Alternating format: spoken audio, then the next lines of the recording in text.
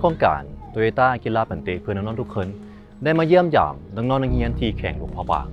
ซึ่งครั้งนี้เองเราก็ได้มาเยี่ยมยามถึง2โรงเรียนด้วยกันนั่นก็คือโรงเรียนบ้านฝายเมืองปากูแขวงหลวงพ่อบางซึ่งก็เป็นโรงเรียนหนึ่งที่อยู่ห่างไกลซอกลีกเราใช้เวลาในการเดินทางไป2 ชั่วโมงด้วยกัน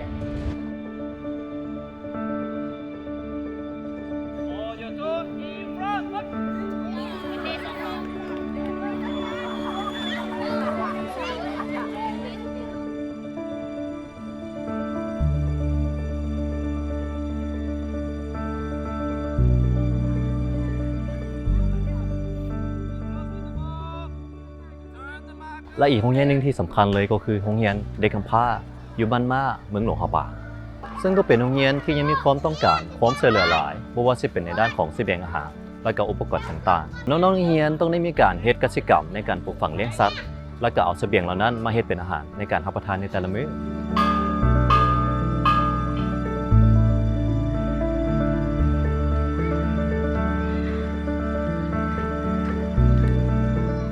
พวกเขาโตโยต้าลาวมีความภาคภูมิใจหลายที่ได้มีโอกาสได้ลงมาเฮ็ดกิจกรรมและก็สร้างรอยยิ้มให้น้องๆในมื้อนี้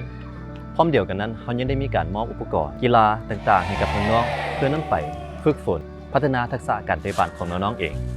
พวกเขาหวังว่ากิจกรรมในครั้งนี้จะสามารถสร้างรอยยิ้มและก็ความสุขให้น้องๆพร้อมทั้งจะเป็นก้าวแรกสำหรับน้องๆเพื่อจะก้าวไปสู่ความฝันที่ดีในอนาคต